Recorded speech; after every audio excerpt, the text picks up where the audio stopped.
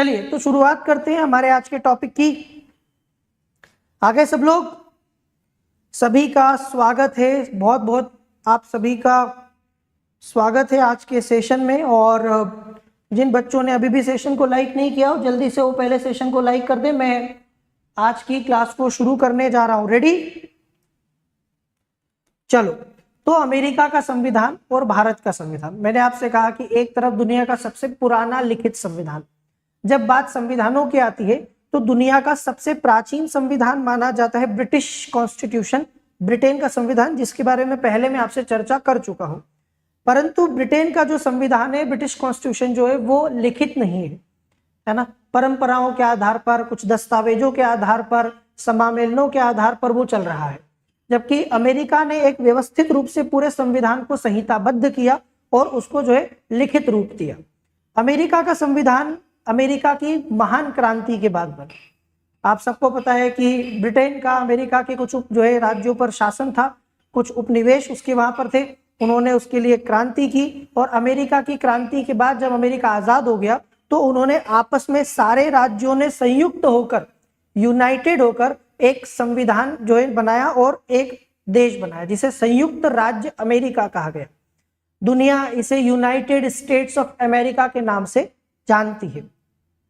तो संयुक्त राज्य अमेरिका जो है, इसका संविधान दुनिया का सबसे पुराना संविधान है, जिसका आप देख सकते हैं निर्माण एक संविधान सभा ने किया। जैसे भारत के संविधान का निर्माण एक संविधान सभा, एक कॉन्स्टिट्यूएंट असेंबली ने किया है, वैसे ही अमेरिका के संविधान का निर्माण भी एक संविधान सभा के द्वारा किया गया है। और ये जो संविधान सभा है, इसका गठन 1787 में हुआ था। आप सबको पता है अमेरिका की क्रांति 1775 से 1783 के दौरान हुई और उसमें नारा दिया गया, प्रतिनिधित्व नहीं तो कर नहीं, बोस्टन की टी पार्टी, और ये सब कुछ वर्ल्ड हिस्ट्री में मैं आप लोगों को पढ़ा चुका हूं। तो अमेरिका में एक संविधान सभा बनी और उस संविधान सभा ने अमेरिका का संविधान बनाया वर्ष 1787 में फिलाडेल्फिया कन्वेंशन में इसको अपनाया गया था और 1789 से इस संविधान को लागू किया गया। अगर हम भारतीय संविधान की बात करें तो हमारा संविधान इससे काफी सालों के बाद तैयार हुआ। हमारी संविधान सभा का गठन 1946 में हुआ। आप देखो कितना डिफरेंस है अमेरिका और भारत की संविधान सभा में, है ना। तो ये तो दुनिया का सबसे पुराना संविधान है ना, लिखित 1946। ये संविधान लागू हुआ 1789 में। भारत का संविधान लागू होता है 26 जनवरी 1950 को। आप देख सकते हो कि लगभग पौने 200 सालों का अंतर है भारतीय संविधान और अमेरिका के संविधान के लागू होने में, ठीक है। और इसीलिए कई सारी बातें हमने अमेरिका के संविधान से भी ली है। जैसे भारतीय संविधान में प्रस्तावना को शामिल करने का विचार अमेरिका की प्रस्तावना से आया, अमेरिका के संविधान से आया। भारतीय संविधान में मूल अधिकार कहाँ से लिए गए, तो मूल अधिकारों को शामिल करने का विचार भी अमेरिका के संविधान से आया।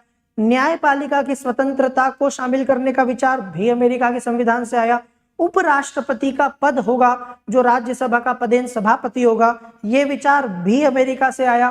तो बहुत सारी चीजें हैं जो हमने अमेरिका के संविधान से ग्रहण की। समझ में आ रहा है आप सभी को? चलो, तो एक एक करके हम बात करेंगे अमेरिका के संविधान की विशेषताओं पर और उनके हम तुलना करेंगे भारत के संविधान से, कि आखिर भारत के संविधान के साथ साथ उसका क्या लेना देना है, मतलब क्या समानता है और क्या अंतर है। सबसे पहली विशेषता आप देखो, मुख्य विशेषता में, कि अमेरिका का संविधान एक लिखित संविधान है और ये चीज समान है। हमारा संविधान भी लिखित है और अमेरिका का संविधान भी लिखित है। दोनों संविधान लिखित है, कोई दिक्कत नहीं, बहुत आसान से आप इसको समझ जाएंगे। तो दोनों ही संविधान रिटन कॉन्स्टिट्यूशन है। अमेरिकी संविधान को आमतौर पर लिखित संविधान का पारंपरिक उदाहरण माना जाता है। लिखित संविधान का पारंपरिक उदाहरण के तौर पर इसको प्रस्तुत किया जाता है। वास्तव में यह दुनिया के मौजूदा लिखित संविधान में सबसे पुराना है, जो मैंने आपको बताया। तो एक बात समान है, हमारा संविधान भी लिखित है और अमेरिका का संविधान भी लिखित है। परंतु अंतर यह है कि अमेरिका का संविधान बहुत छोटा है, भारत का संविधान बहुत बड़ा है। आपको पता है अमेरिका का संविधान, आप जानते हैं अमेरिका का संविधान मात्र 12 पृष्ठों का एक दस्तावेज है और इसमें सिर्फ एक प्रस्तावना और 7 अनुच्छेद। कैन यू इमेजिन, इतना बड़ा देश और मात्र एक प्रस्तावना 7 अनुच्छेदों का संविधान। इसकी तुलना अगर भारत के संविधान से करें तो भारत का संविधान इसके मामले में कहीं ज्यादा बड़ा है। आप देखो, एक प्रस्तावना के साथ जब बनाया गया था 395 अनुच्छेद हमारे संविधान में तब शामिल किए गए 395। अब कहां 7 और कहां 395। तो आप देख सकते हो कि बहुत बड़ा डिफरेंस भारत और अमेरिका के संविधान में लेंथ का है। ठीक है, हमारा संविधान बहुत विस्तृत है। यही अगर आप देखोगे संविधान में संशोधन की बात, तो अमेरिका का संविधान जो है ना हमसे बहुत पहले बना, फिर भी तब से लेके आज तक अमेरिका के संविधान में मुश्किल से 27 अमेंडमेंट हुए, 27 संशोधन। हम लोगों का संविधान कितने बाद में बना, फिर भी अभी तक हमारे संविधान में 100+ 100 से ज्यादा संविधान संशोधन हो चुके हैं। आपको पता है ये बात, 106 के आसपास हमने कितने संविधान संशोधन कर लिए बाद में बनाने के बाद भी। और इसका कारण यह है कि अमेरिका के संविधान में संशोधन करना बहुत मुश्किल है। इसे दुनिया के सबसे रिजिड, कठोरतम संविधान में से माना जाता है। इस संविधान संशोधन करना की प्रक्रिया में आपको अभी बताने वाला हूं, थोड़ी देर बस बने रहिएगा आगे। भारत के संविधान में संशोधन करना उतना मुश्किल नहीं है। हमारे यहाँ संसद 2/3 बहुमत से संविधान का काफी बड़ा भाग अकेले संशोधित कर सकती है। ठीक है, तो ये आप डिफरेंस देख सकते हो, लिखित होने के बाद भी दोनों में अंतर है। अगला आप देखोगे कठोर। दुनिया में मैंने आपसे कहा कि अमेरिका का संविधान ना एक बहुत रिजिड कॉन्स्टिट्यूशन माना जाता, कठोर संविधान। इतनी आसानी से भारत के संविधान में जैसे संशोधन कर सकते हो अमेरिका में नहीं कर सकते। बेसिकली दुनिया में संविधान जो होते हैं ना, वो उनमें संशोधन करने की प्रक्रिया के आधार पर 2 प्रकार के होते हैं। 2 प्रकार के कौन से मैं आपको बताऊं। एक होता है कठोर संविधान जिसको रिजिड कॉन्स्टिट्यूशन कहते हैं, और एक होता है नम्य संविधान जिसे फ्लेक्सिबल कॉन्स्टिट्यूशन कहते हैं। एक तरफ अमेरिका के संविधान को कठोर माना जाता है, वहीं ब्रिटिश कॉन्स्टिट्यूशन को नम्य या फ्लेक्सिबल कॉन्स्टिट्यूशन माना जाता है। भारत का संविधान क्या है, भारत का संविधान ना तो अमेरिका के संविधान की तरह कठोर है, ना ब्रिटेन के संविधान की तरह लचीला है, मतलब नम्य है। हमारा संविधान दोनों के संविधानों का कॉम्बो है। कॉम्बो समझते हो? कॉम्बो का मतलब समझ में आता है कि नहीं आता है? आता होगा। कॉम्बो का मतलब है दोनों संविधानों का आपको इसमें जो है तत्व मिल जाएगा।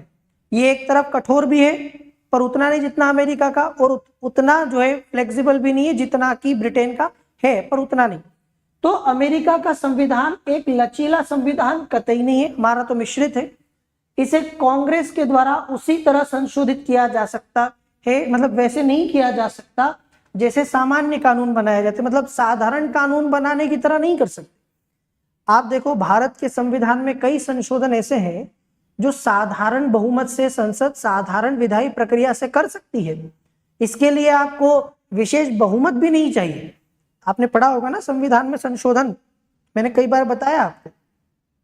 किसी राज्य का नाम बदलना हो, किसी राज्य को भारतीय जो है सीमा में एक नया राज्य बनाना हो, पुनर्गठन करना हो, कई सारे प्रावधान तो हमारी संसद साधारण बहुमत से संशोधित कर सकती है। अमेरिका में साधारण बहुमत से तो कोई भी संशोधन नहीं हो सकता।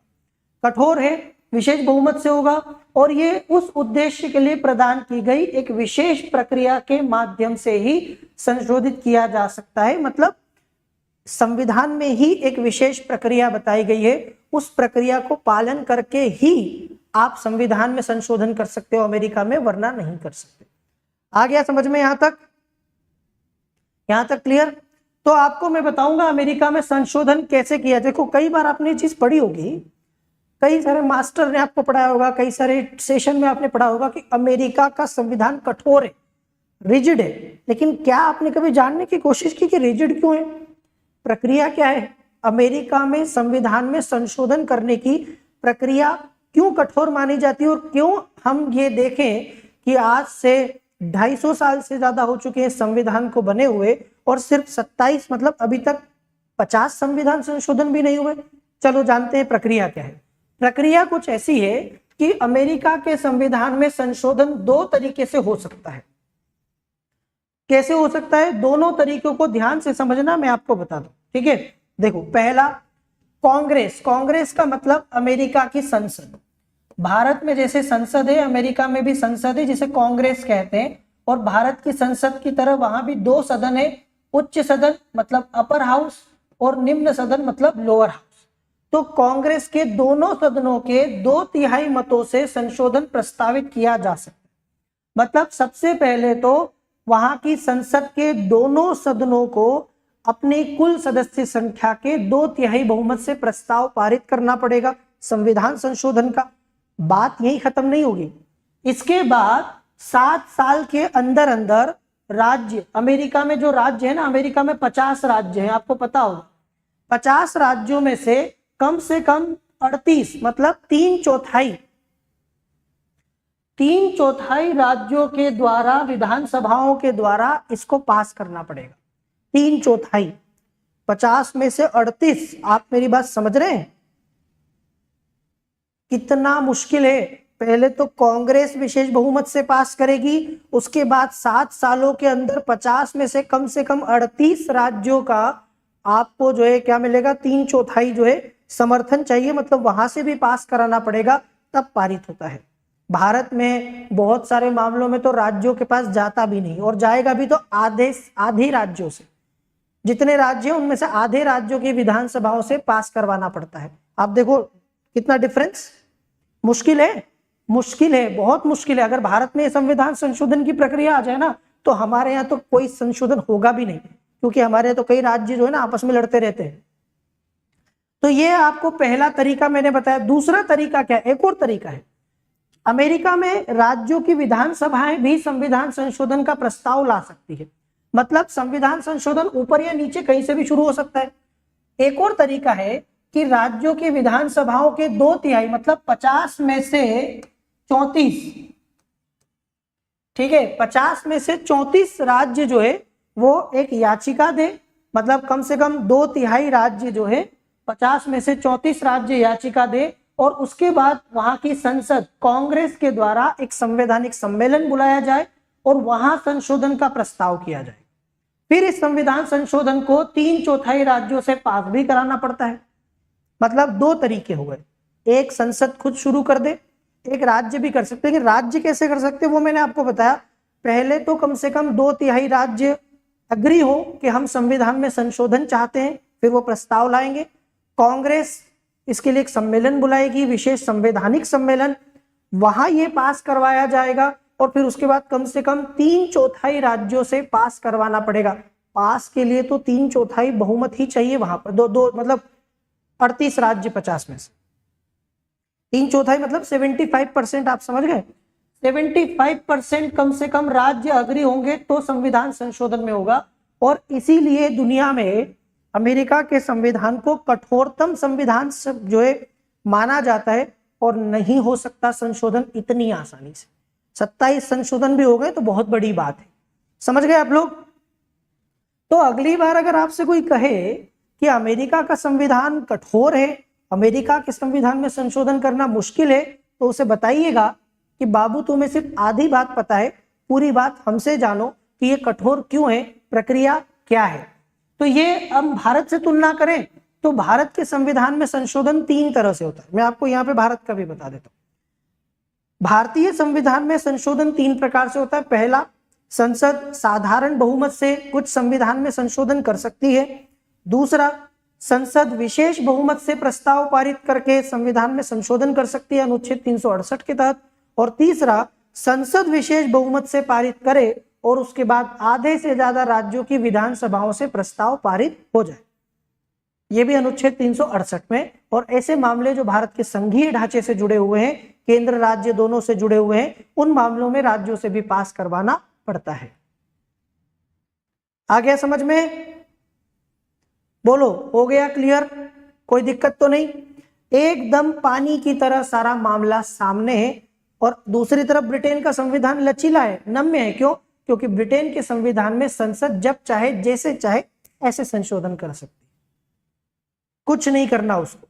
विशेष बहुमत की भी जरूरत नहीं है। ब्रिटेन में साधारण कानून जैसे पास होते हैं ना, वैसे ही साधारण प्रक्रिया से संविधान में संशोधन भी हो जाते हैं। चलिए तो हम लोग आगे बढ़ते हैं। अगली विशेषता है संघीय, फेडरल कॉन्स्टिट्यूशन। अमेरिका एक संघीय राज्य, और दुनिया में जितने भी देशों में हम संघीय की बात करते हैं, ठीक है, संघीय प्रणाली को अगर देखना हो कि कैसी होती है, तो उसका सबसे बढ़िया आदर्श है अमेरिका। किस तरह से केंद्र और राज्यों में शक्तियों का विभाजन किया गया है, राज्यों को केंद्र के बराबरी का अधिकार दिया गया है, वो मामला आपको वहां दिख जाएगा। अमेरिका एक संघीय राज्य है, जैसा कि आप सभी जानते हैं कि वहां पर कुल मिला के इस समय वर्तमान में 50 राज्य हैं, और इसीलिए इसको संयुक्त राज्य अमेरिका कहते हैं। संयुक्त होके और इन्होंने एक देश बनाया था, है ना। ये दुनिया का, आधुनिक दुनिया का पहला और सबसे पुराना संघीय राज्य है। पहले जो है 13 राज्य थे, 13 राज्य और डिस्ट्रिक्ट ऑफ कोलंबिया ने मिलकर ये संयुक्त राज्य बनाया था। समय के साथ राज्यों की संख्या बढ़ती चली गई, और आज संयुक्त राज्य अमेरिका में 50 राज्य जो है वो बन गए हैं। तो ये केंद्र और राज्यों में एक प्रकार से शक्तियों का विभाजन करता है। दो चीजें, हर चीजों में दो चीजें देखोगे आप। दो मतलब संविधान भी 2, नागरिकता 2, न्यायपालिका 2। आमतौर पर अमेरिका से ही ये सारी चीजें सीखी जाती है। तो अमेरिका में केंद्र सरकार और राज्य सरकारों के बीच शक्तियों के विभाजन का प्रावधान है। अमेरिका के संविधान के छोटे होने का एक कारण यह भी है कि अमेरिका के संविधान में केंद्र और राज्यों के अलग अलग संविधान नहीं है। केंद्र का अलग है, राज्यों का अलग है। भारत का संविधान इसलिए भी बड़ा है क्योंकि यहाँ एक संविधान है, केंद्र राज्य दोनों के लिए कॉमन है, अलग अलग नहीं है। हमने ऐसे झंझट पाले ही नहीं कि ये इनका अलग हमारा अलग। हमारा एक संविधान है, that is the constitution of India. राज्यों के प्रावधान भी, संवैधानिक प्रावधान भी भारत के संविधान के भाग 6 में आपको मिल जाएंगे। तो वहां शक्तियों का विभाजन है, केंद्र को सीमित शक्ति है। अगर हम भारत से तुलना करें तो भारत में केंद्र को बहुत शक्तियां, आपको पता है। हम किसका मॉडल फॉलो करते हैं? हम मॉडल फॉलो करते हैं कनाडा का, है ना। कनाडा का मॉडल फॉलो करते हैं। हमारे यहाँ पर एक सशक्त केंद्र है, सशक्त केंद्र के साथ हमारे यहाँ व्यवस्था की गई है ना। सशक्त केंद्र बनाया गया है और फिर राज्यों का निर्माण किया गया, राज्यों को थोड़ा सा कमजोर बनाया गया। तो यहाँ पर केंद्र को कमजोर बनाया गया, राज्यों को ज्यादा शक्तिशाली बनाया गया है। अवशिष्ट शक्तियां संविधान में है ही नहीं। जैसे भारत के संविधान में आपने देखा होगा एक अनुच्छेद है, कभी आपने पढ़ा हो, अनुच्छेद 248 तक कभी गए होंगे आप लोग तो पता होगा आपको। ऐसा कोई मामला जो संघ सूची में नहीं, राज्य सूची में नहीं, संवर्ती सूची में नहीं, उस पर शक्ति बना, कानून बनाने की जो शक्ति है वो किसको है? अवशिष्ट शक्तियों पर कानून बनाने की शक्ति किसको दी गई है? ऑब्वियसली केंद्र को दी गई है। अमेरिका में अवशिष्ट शक्तियां जैसा भी कुछ नहीं है भाई। तो वहां पर अवशिष्ट शक्तियां जो है उनकी गणना नहीं की गई है। प्रत्येक राज्य का अपना संविधान है, एक निर्वाचित विधायिका है, राज्यपाल है और सर्वोच्च न्यायालय है। आप देखोगे ना हर राज्य में एक संविधान, भारत में नहीं, हर राज्य का अपना संविधान। निर्वाचित विधायिका है हमारे यहाँ, एक राज्यपाल वहां भी है, यहाँ भी, पर वहां निर्वाचित है, यहाँ पर राज्यपाल केंद्र के द्वारा नियुक्त किया गया। सर्वोच्च न्यायालय, हर एक राज्य का हाईकोर्ट अपने आप में सुप्रीम कोर्ट। भारत का हाईकोर्ट सुप्रीम कोर्ट के अंडर में काम करता है, ये बात बच्चा बच्चा जानता है, ठीक है। चलो, तो ये जो है ना, ये मैंने आपको बता दिया संघीय संविधान अमेरिका का।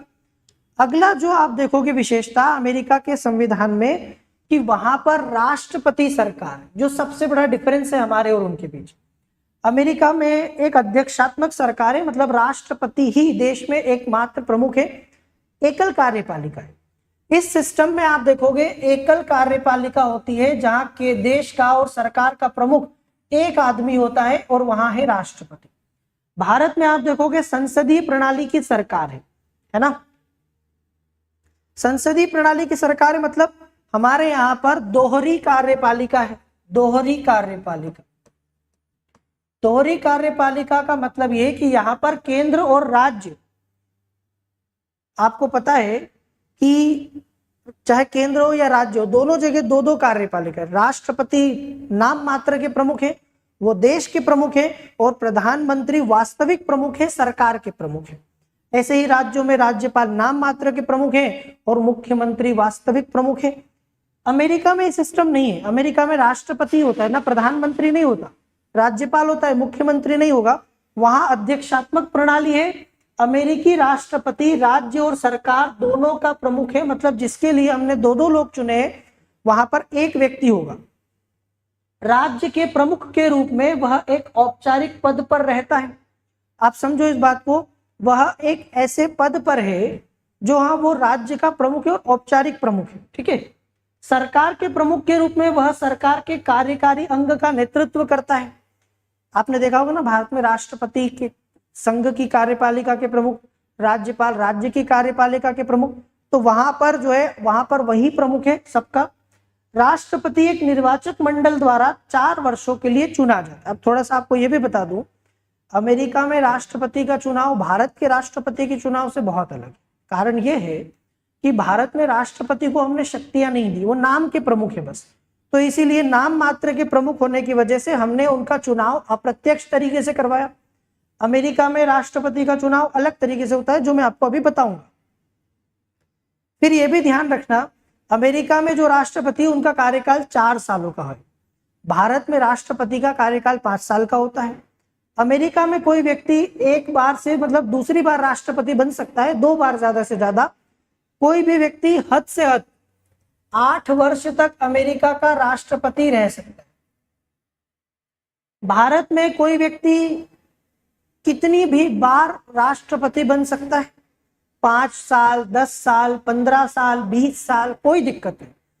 अमेरिका में 2 बार, 8 साल से ज्यादा राष्ट्रपति पद पर कोई रह नहीं सकता। तो उसको अगर हटाना हो तो कांग्रेस महाभियोग लगा के हटा सकती है, और कोई तरीका नहीं है। भारत में जैसे आप देखो, प्रधानमंत्री है, प्रधानमंत्री को हटाना हो जिनके पास वास्तविक शक्तियां है तो महाभियोग नहीं लगता। प्रधानमंत्री को इसलिए भी हटाया जा सकता है कि मंत्रिपरिषद ने लोकसभा में बहुमत खो दिया है ना, तो लोकसभा में बहुमत अगर चला जाए तो सरकार गिर जाती है भारत में। तो ये डिफरेंस आपको मिल जाएगा। अमेरिका में राष्ट्रपति प्रणाली है, वहां गैर उत्तरदायी सरकार है, वहां के मंत्री और राष्ट्रपति संसद के प्रति उत्तरदायी नहीं है। भारत में एक उत्तरदायी सरकार है। भारत में संसद के, लोकसभा के बहुमत से सरकार बनती है और वो उसे हटा भी सकती है, ये चीज अमेरिका में। वहां पर राष्ट्रपति जो है अपनी सरकार चलाता है, एक मंत्रिमंडल जिसे किचन कैबिनेट के नाम से भी जानते हैं। अमेरिका में मालूम है आपको, मिनिस्टर शब्द नहीं होता है। अमेरिका में सचिव बोलते, सेक्रेटरी, जैसे फाइनेंस सेक्रेटरी, फॉरेन सेक्रेटरी, विदेश मंत्री को फॉरेन जो है सेक्रेटरी बोलेंगे, वित्त मंत्री को फाइनेंस सेक्रेटरी कहेंगे। भारत में मंत्री कहते हैं, वहां सचिव कहते हैं। तो ये बात आपको ध्यान रखना है। राष्ट्रपति एक किचन कैबिनेट के नाम से एक छोटी साहब जो है बॉडी की सहायता से शासन करता है, पर ये एक सलाहकार निकाय है, मतलब एडवाइजरी बॉडी है जिसकी सलाह मानना ना मानना राष्ट्रपति के ऊपर है। एक बात आप ध्यान रखना, भारत में प्रधानमंत्री मंत्रिपरिषद की सहायता से काम करते हैं और सारे मंत्री संसद के सदस्य होते हैं, आपको पता होगा, चाहे लोकसभा के सदस्य हो चाहे राज्यसभा के सदस्य हो। अच्छा एक बात बताइए, आप लोगों को कोई एक्स्ट्रा नॉइस तो नहीं आ रही ना?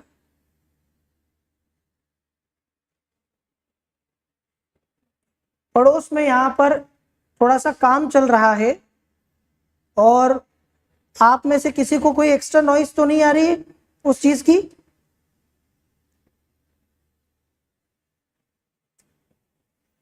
नहीं ना?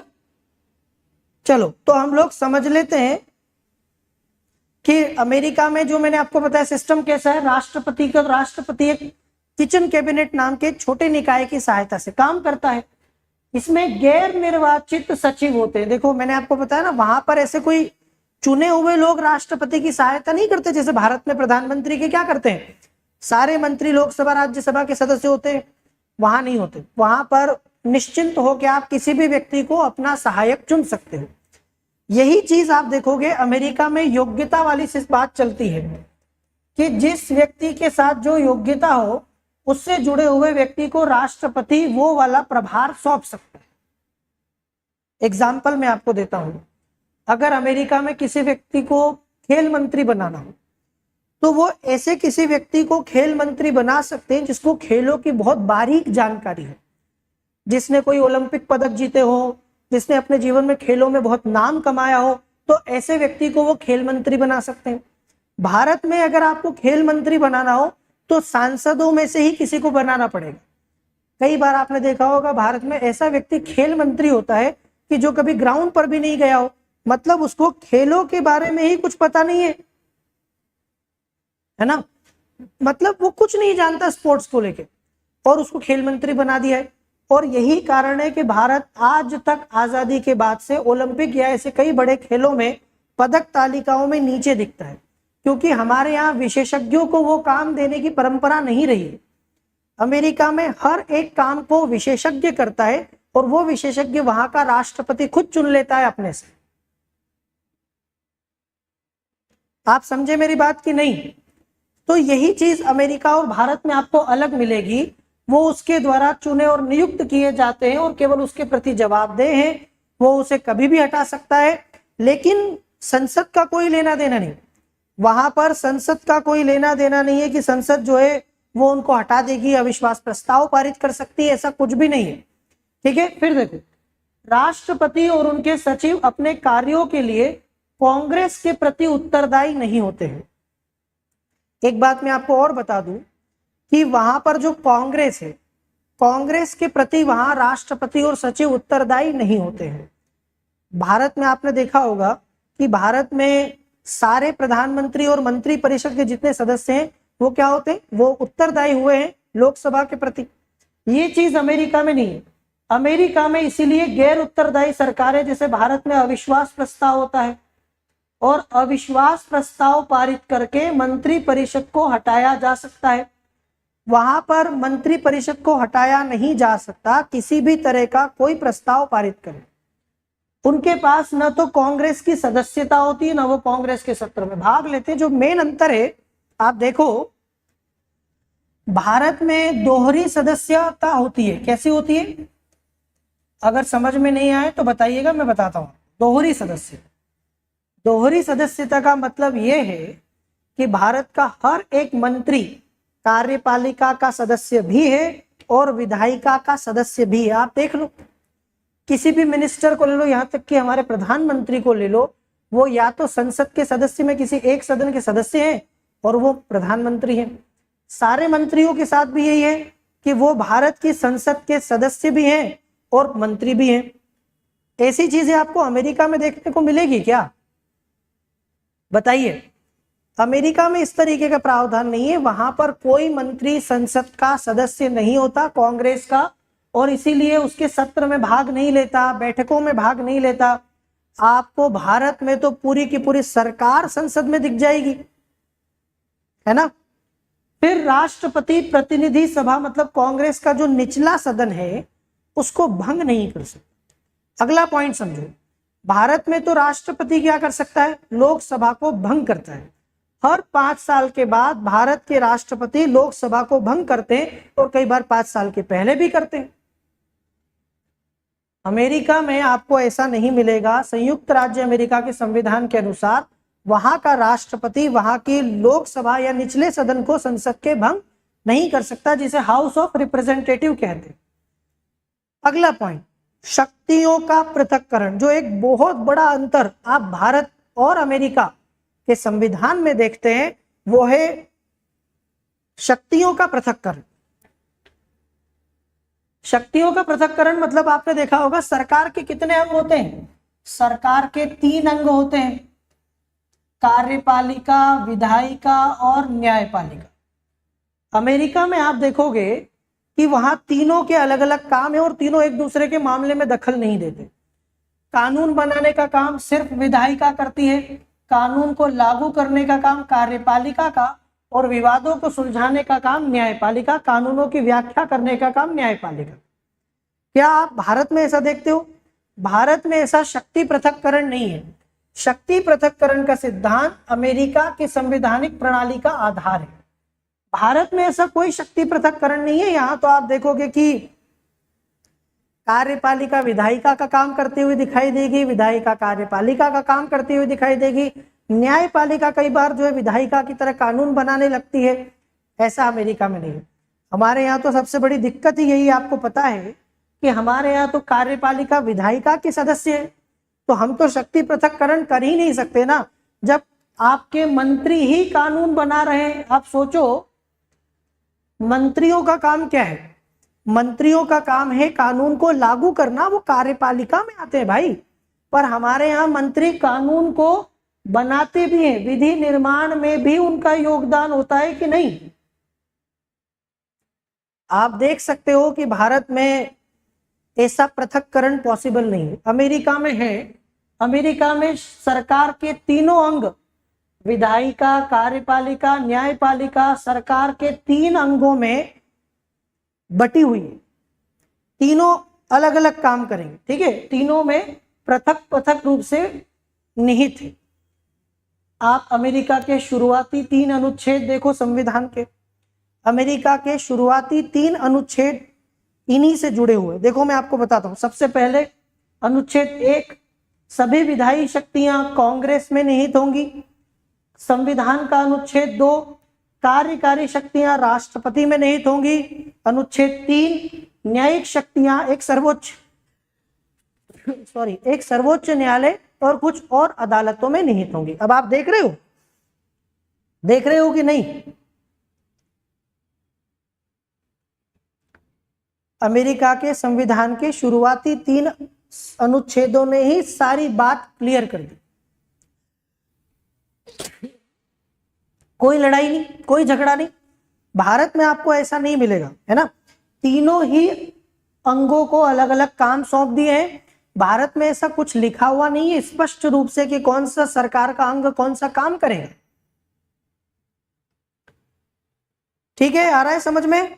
चलो अगली विशेषताओं की बात करें। जांच और संतुलन।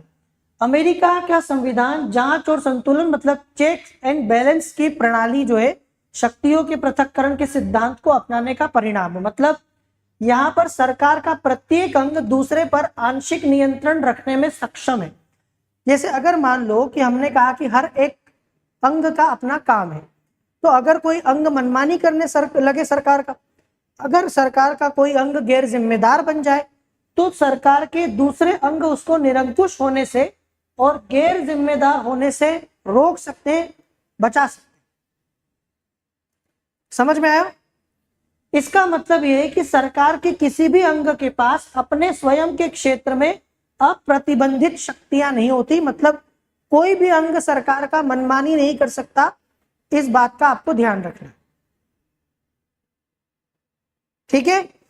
चलो अगला, जुडिशियल रिव्यू। अमेरिका के संविधान में एक शक्ति ऐसी है जिसको आप लोग क्या कहते हैं? न्यायिक समीक्षा। भारत के संविधान में भी ऐसा कहा जाता है कि न्यायिक समीक्षा की शक्ति अमेरिका के संविधान से प्रेरित है। हमारे यहाँ आपने एक अनुच्छेद देखा होगा, अनुच्छेद 13।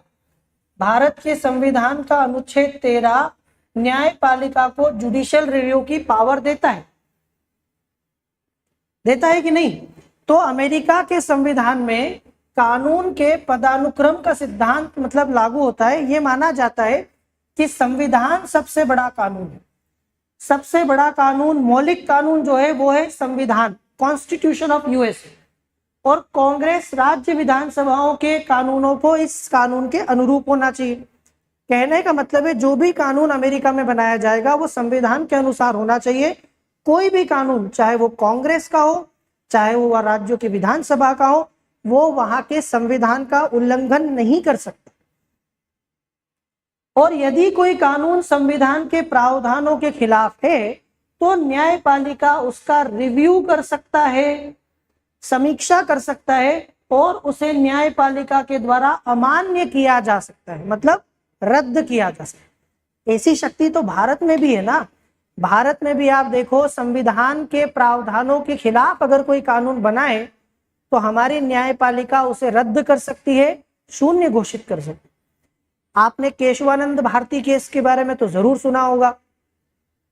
केशवानंद भारती केस के बाद भी तो यही बात सामने आई ना कि भाई आप संविधान के मूल ढांचे का उल्लंघन नहीं कर सकते।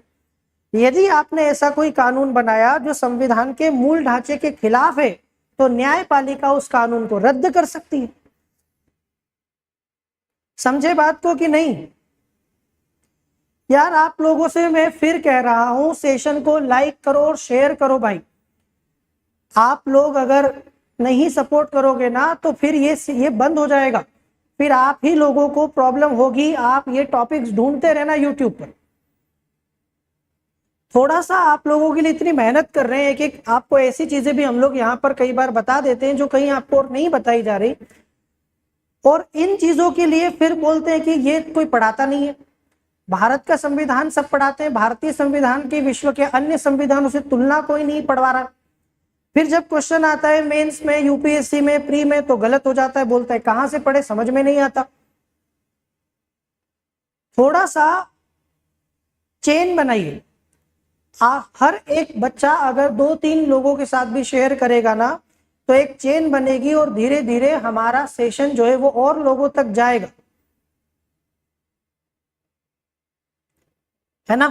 क्योंकि आमतौर पर आप देखोगे कि फ्री में ये टॉपिक कोई नहीं पढ़ाता, इसके लिए बच्चों को पैसा खर्च करना पड़ता है, और हम आपको ये वाले टॉपिक्स भी फ्री में पढ़ा रहे हैं जो कि फ्री में कोई नहीं पढ़ा रहा। तो बदले में आप थोड़ा सा अगर क्राउड लेकर आएंगे, थोड़ा सा और लोगों को बढ़ाते हैं ना, तो हम लोगों को और मोटिवेशन मिलता है, हम और मेहनत करते हैं आपके लिए।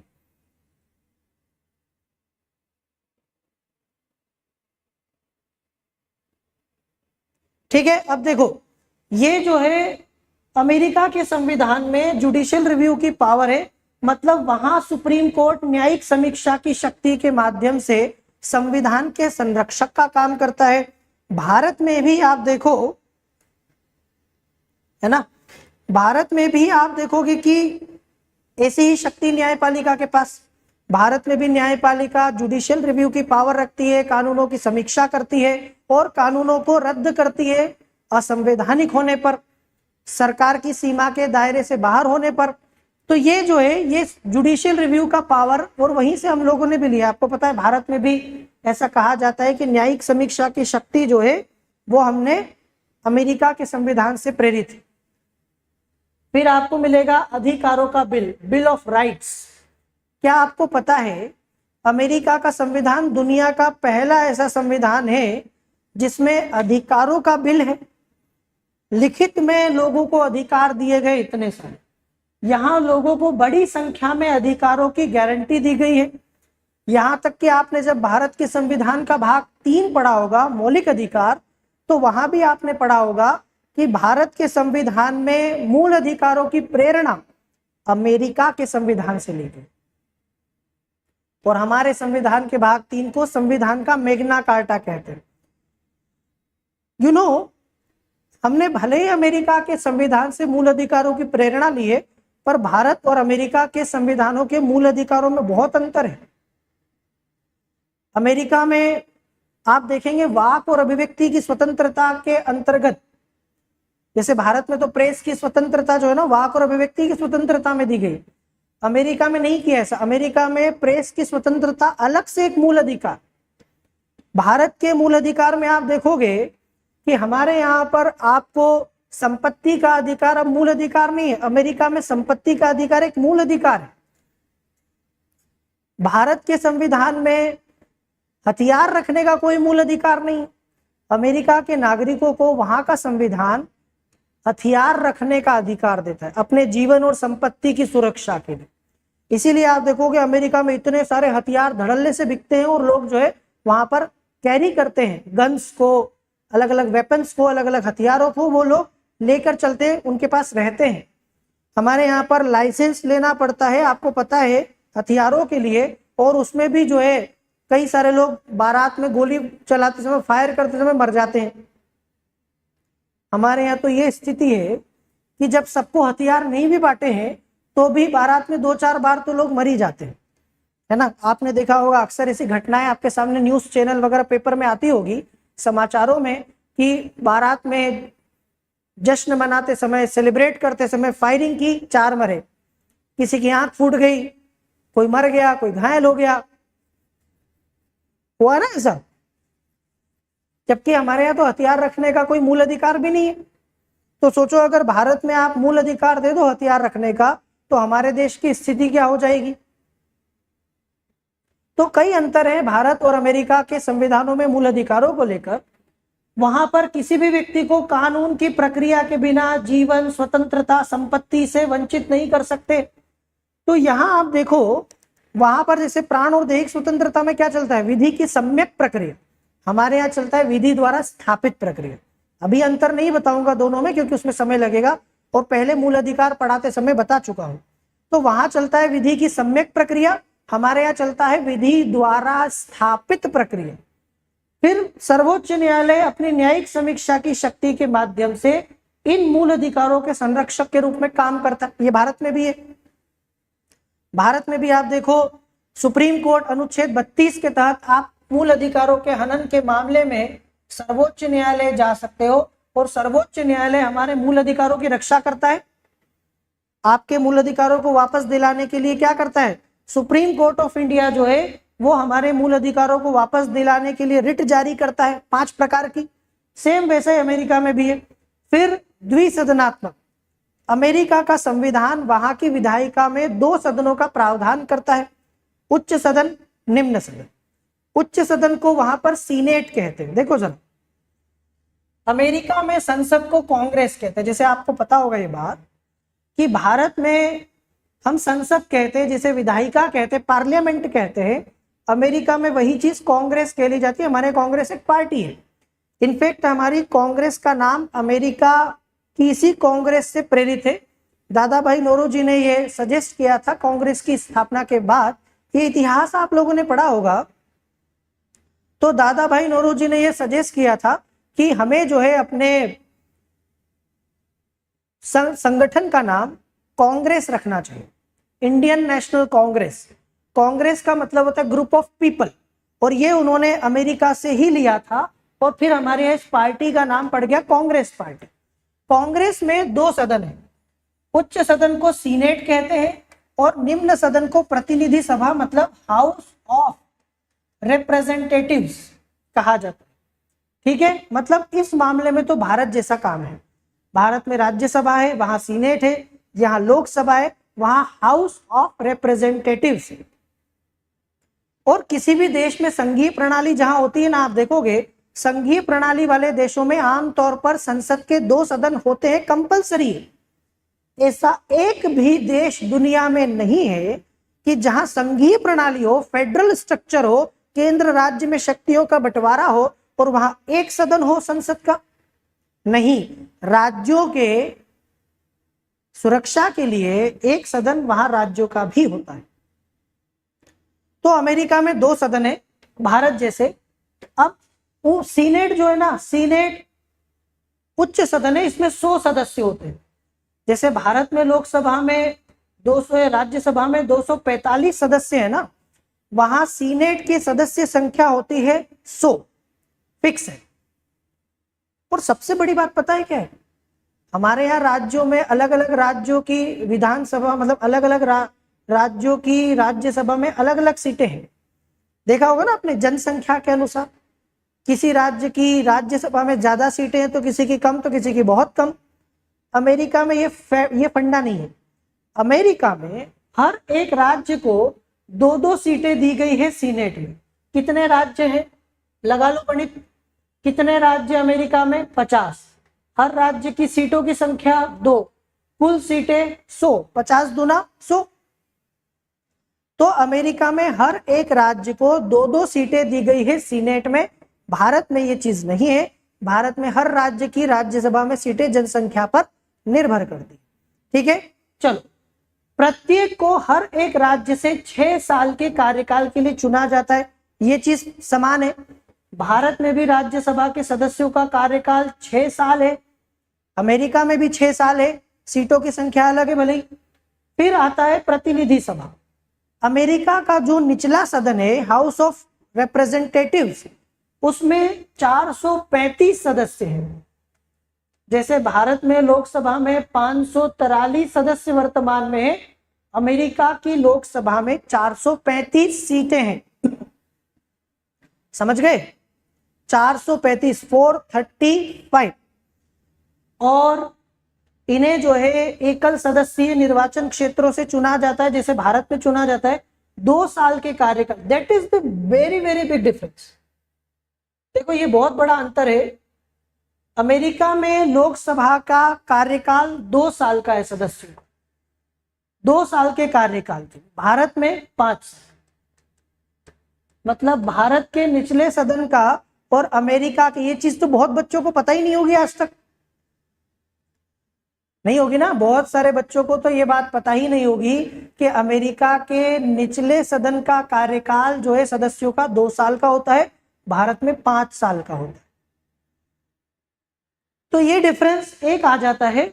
सीनेट कांग्रेस का अधिक शक्तिशाली चेंबर है। और जो सबसे बड़ा अंतर मैं आपसे कहूं भारत और अमेरिका में यहां पर है, वो है शक्ति का, पावर।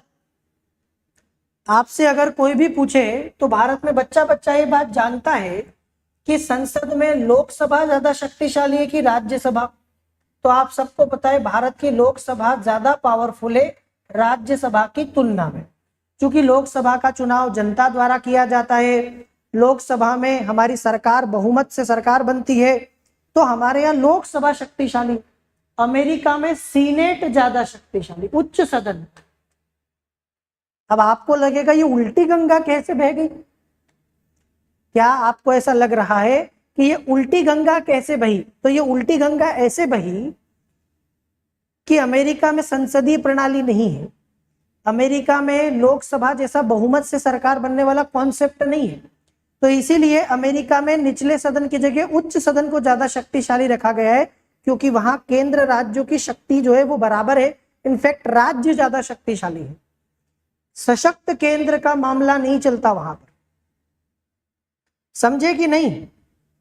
तो ये चीज आपको भारत और अमेरिका में थोड़ी सी अलग मिलेगी।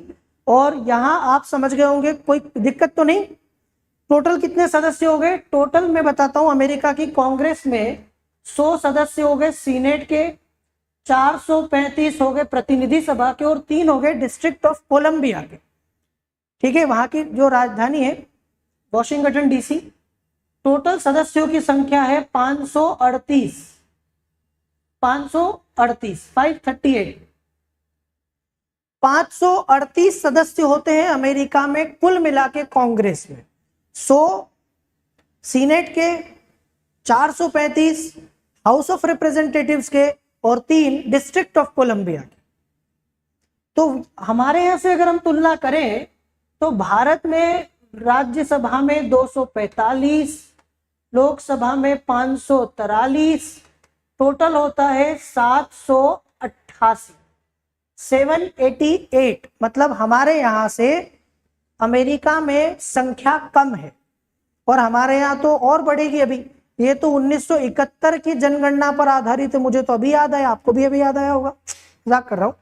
तो ये जो है ना 1971 की जनगणना के आधार पर है। आज से 50 साल से ज्यादा हो चुके हैं।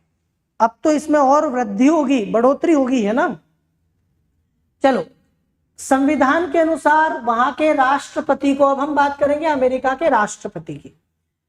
आप अमेरिका के राष्ट्रपति की तुलना भारत के राष्ट्रपति से नहीं कर सकते। भारत का राष्ट्रपति नाम मात्र का प्रमुख होता है, देश का प्रतिनिधित्व जरूर करता है पर शासन नहीं करता। सरकार के प्रमुख प्राइम मिनिस्टर या प्रधानमंत्री होते हैं। अमेरिका में एकल कार्यपालिका है तो राष्ट्रपति ही प्रमुख होते हैं, पीएम तो होता भी नहीं, पीएम का तो पद ही नहीं है। देखो जरा अमेरिका के राष्ट्रपति का चुनाव कैसे किया जाता है। कई बार बच्चे पूछते हैं कि सर अमेरिका के राष्ट्रपति का चुनाव कैसे होता है। तो मैं आपको बता देता हूं अमेरिका के राष्ट्रपति का निर्वाचन कैसे होता है। दरअसल अमेरिका के राष्ट्रपति का निर्वाचन करता है एक निर्वाचक मंडल, भारत में भी करता है।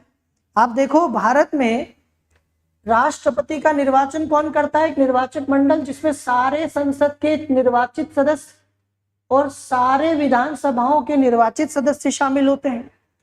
अमेरिका में राष्ट्रपति का चुनाव भी एक इलेक्टोरल कॉलेज करता है, पर यह निर्वाचक मंडल कांग्रेस नहीं है, समझ रहे हो, वहां की संसद के सदस्य नहीं करते।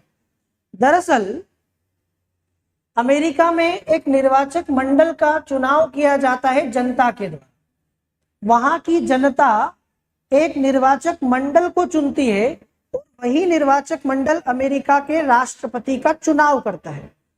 इस निर्वाचक मंडल में 538 लोग होते हैं, उतने जितने कांग्रेस में, समझे, मतलब कांग्रेस की सदस्य संख्या के बराबर जनता चुनती है लोगों को, 538। अभी मैंने आपको बताया था ना 538 लोग चुने जाते, 538 लोग जो है वहां पर कांग्रेस के टोटल सदस्य हैं, इतने ही लोगों को जनता चुनती है। 435 निचले सदन के बराबर, 100 सीनेट के बराबर और 3 डिस्ट्रिक्ट ऑफ कोलंबिया। तो ये इस तरह से कांग्रेस की सदस्य संख्या के बराबर हो जाता है।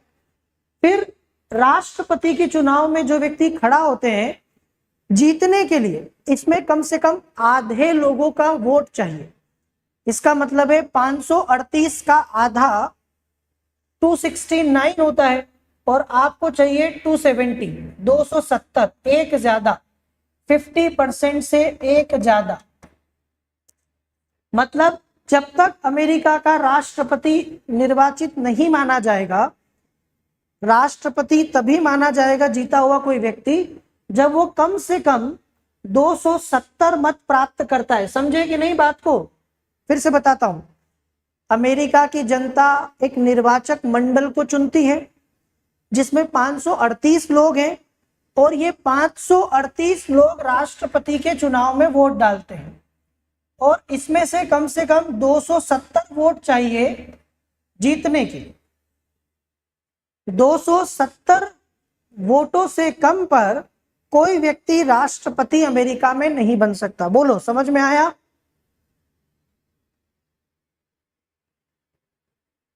है ना? अब इंडिया में तो आपको पता है कि लोकसभा में 543 लोग हैं, तो 543 में से बहुमत होता है 272। जिस पार्टी को या गठबंधन को 272 सीटें मिल जाए उसका बहुमत हो जाता है और फिर उस पार्टी का व्यक्ति भारत का प्रधानमंत्री बन जाए। मुझे नहीं लगता कोई बहुत ज्यादा रॉकेट साइंस है, बहुत ज्यादा मुश्किल मामला नहीं है। हाँ, एक अंतर जो मैंने आपको बताया कि अमेरिका में जो है ना, राष्ट्रपति का कार्यकाल 4 वर्ष का होता है। एक व्यक्ति जब राष्ट्रपति चुना जाएगा तो 4 साल तक वो रहेगा। 4 साल के बाद अगर उसको फिर से जीतना हो तो एक बार और बन सकता है, पर 2 बार से ज्यादा नहीं। 8 वर्ष से ज्यादा, 2 कार्यकाल से, टेन्योर से ज्यादा कोई व्यक्ति अमेरिका में राष्ट्रपति नहीं रह सकता। यह मामला भारत से पूरा अलग है। भारत में अनंत काल तक एक ही व्यक्ति राष्ट्रपति या प्रधानमंत्री रह सकता है। हमारे यहाँ पंडित नेहरू, इंदिरा गांधी और अभी नरेंद्र मोदी जी का एग्जाम्पल है कि जो 10 से ज्यादा वर्षों तक प्रधानमंत्री रहे। इसी के साथ भारत में 2 राष्ट्रपति ऐसे हैं, डॉक्टर राजेंद्र प्रसाद, एक ही राष्ट्रपति ऐसे हैं, डॉक्टर राजेंद्र प्रसाद, जो 10 वर्ष तक राष्ट्रपति रहे और अगर कोई व्यक्ति चाहे तो 15 साल भी रह सकता है। हमारे ऐसा कोई दिक्कत नहीं है। तीसरी बार तो अमेरिका का संविधान चुनाव लड़ने की परमिशन नहीं देता वहां पर। एक और बात बताऊं मैं आपको, एक और बात यह कि जिस निर्वाचक मंडल को चुना जाता है राष्ट्रपति के चुनाव के लिए, राष्ट्रपति के चुनाव होते ही वो निर्वाचक मंडल खत्म हो जाता है, फिर उसका कोई काम नहीं है। मतलब वो टेम्परेरी होता है, सिर्फ वहां के राष्ट्रपति के चुनाव के लिए। जबकि भारत में ऐसा नहीं है। भारत में राष्ट्रपति को जो निर्वाचक मंडल चुनता है वो संसद के सदस्य हैं, विधानसभा के सदस्य हैं, तो बाद में भी सांसद और विधायक तो रहते हैं। समझे कि नहीं? मैं आपको एक और फैक्ट बता रहा हूं जो अंतर है। ठीक है, चलो। तो इस तरह से अमेरिका के राष्ट्रपति का चुनाव होता है। अब बात करते हैं कार्यकाल वगैरह जो मैं आपको बताया। संविधान के अनुसार राष्ट्रपति चुनाव में भाग लेने वाले व्यक्ति की योग्यता जैसे भारत के राष्ट्रपति की योग्यता पढ़ते हो ना, क्या होनी चाहिए? भारत का नागरिक हो, 35 वर्ष की आयु पूरी कर चुका हो और लोकसभा का सदस्य होने के योग्य हो। ये 3 योग्यताएं भारत का संविधान बताता है राष्ट्रपति भारत में बनने की। अमेरिका के राष्ट्रपति बनने की भी 3 ही योग्यताएं हैं। पहला, संयुक्त राज्य अमेरिका का नागरिक हो, पर सिर्फ नागरिक नहीं हो, जन्मजात नागरिक हो। भाई समझ रहे हो इस बात को? अमेरिका में वही व्यक्ति राष्ट्रपति बन सकता है जिसका जन्म अमेरिका में हुआ है और वो जन्म से अमेरिका का नागरिक है। बाद में कोई व्यक्ति अगर अमेरिका का नागरिक बने, जैसे जिसका जन्म भारत में हुआ है, अब वो अमेरिका का नागरिक बन गया है, वो व्यक्ति राष्ट्रपति नहीं बन सकता।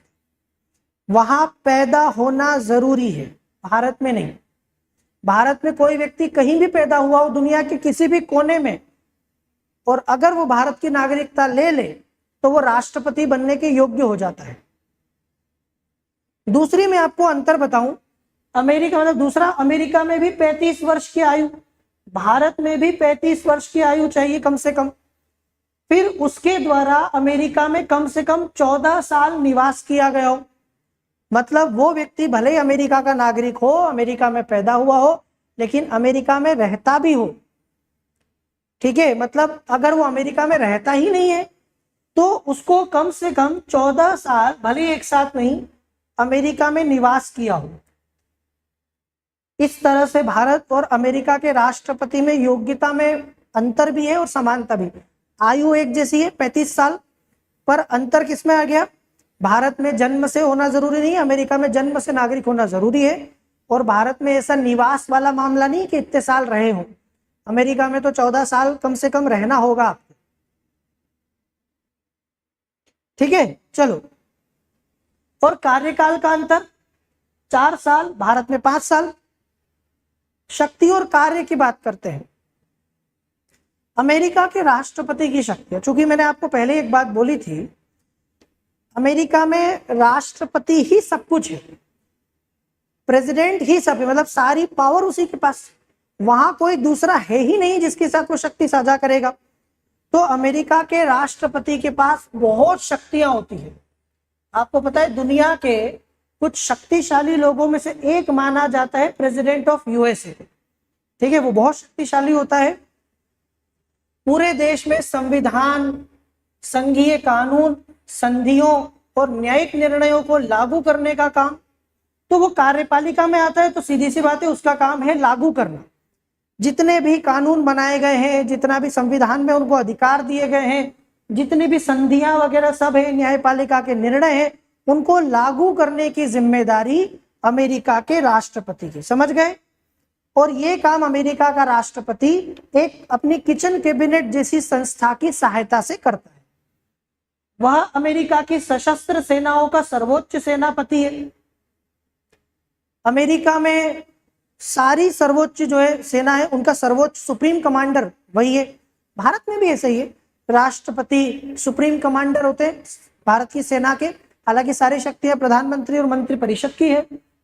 वह सर्वोच्च न्यायालय के न्यायाधीशों, राजदूतों, विभागों के प्रमुख, राजनयिक अधिकारियों, पार्षदों और अन्य शीर्ष अधिकारियों की नियुक्ति करता है।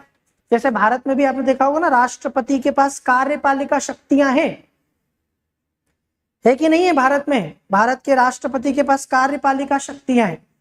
भारत के राष्ट्रपति कई पदों पर नियुक्तियां करते हैं, प्रधानमंत्री, राज्यपाल, महान्यायवादी, अलग अलग आयोगों के, समितियों के अध्यक्ष और सदस्य। ऐसी ही शक्तियां अमेरिका के राष्ट्रपति के पास न्यायाधीशों, राजदूतों, विभागों के प्रमुख, राजनयिक अधिकारी, पार्षद, सभी के अधिकारियों की नियुक्ति वही करता है। अंतर यह है कि भारत में ये सारे काम मंत्री परिषद की सलाह से करते हैं राष्ट्रपति, उनकी शक्ति नहीं है। ये शक्तियां अमेरिका के राष्ट्रपति की वास्तविक शक्तियां हैं, वो खुद से करता है। समझ गए? मतलब किसी का दखल नहीं है उस मामले में। वह विदेश नीति निर्धारित करता है और अमेरिका के विदेशी मामलों को संचालित करता है। सारी अमेरिका की विदेश नीति उसी के अंडर में चलती है, उसी के प्रभार में। मतलब एक प्रकार से वो इस मामले में भी सारी चीजों को तय करता है। फिर जितने भी संघीय कानूनों के विरुद्ध किए गए अपराध है उनके लिए क्षमादान और प्राण दंड की व्यवस्था कर सकता है ना। क्षमादान, ये प्राण दंड स्थगन जैसे भारत में चलता है ना। हमारे संविधान ने अनुच्छेद 72 के तहत राष्ट्रपति को शक्तियां दी गई है कि वो किसी भी व्यक्ति के दंड को, जिसको किसी संघीय कानून के तहत दंडित किया गया है, उसको क्षमा, प्रविलंबन, विराम, परिहार, लघुकरण, कोई भी जो है दे सकता है राहत। वैसे ही राष्ट्रपति अमेरिका का भी क्षमादान शक्ति रखता है। वो किसी के मृत्यु दंड को माफ भी कर सकता है या उसके मृत्यु दंड को टाल सकता है, निलंबन कर सकता है, ठीक है, विराम कर सकता है। ऐसा ही मामला जो है आप देखोगे भारत में राष्ट्रपति को और राज्यपालों को अनुच्छेद 161 के तहत दिया गया। फिर सदन में मौखिक भाषा या एक दस्तावेज के प्रेषण द्वारा कांग्रेस को कुछ विधायी उपायों का प्रस्ताव भेज सकता है। भारत में भी राष्ट्रपति संसद को संबोधित करते हैं, पर वहां पर वो कोई कानून बनाने के लिए प्रस्ताव भेज सकता है, क्योंकि उसका कानून बनाने में कोई रोल नहीं है, तो कम से कम प्रपोजल तो दे सकता है। अति महत्वपूर्ण मामलों पर विचार करने के लिए कांग्रेस के विशेष सत्रों का आह्वान कर सकता है। भारत में राष्ट्रपति संसद के सत्रों का आह्वान करते हैं, सत्रावसान करते हैं, ठीक है, जरूरत पड़ने पर विशेष सत्र बुलाते हैं। वह राष्ट्रीय बजट तैयार करता है और उसे मंजूरी के लिए कांग्रेस के पास भेजता है। भारत में बजट सरकार ही तैयार करती, राष्ट्रपति नहीं करते हैं, और राष्ट्रपति की अनुमति से बजट को संसद में रखवाया जाता है। तो वैसे ही आप देखो यहाँ पर जो है राष्ट्रीय बजट तैयार करने का काम भी अमेरिका के राष्ट्रपति का है। वह सत्रावसान की तिथि के बारे में दोनों सदनों के बीच असहमति होने पर सत्रावसान की शक्ति रखता है। अगर कांग्रेस के दोनों सदनों में सत्रावसान की तारीख को लेकर मतभेद हो जाए तो वहां के राष्ट्रपति सत्रावसान कर सकते हैं। भारत में ऐसा नहीं है। भारत में तो राष्ट्रपति सत्रावसान करते ही हैं, ये शक्ति ही उनकी है, मतभेद होने की जरूरत नहीं है।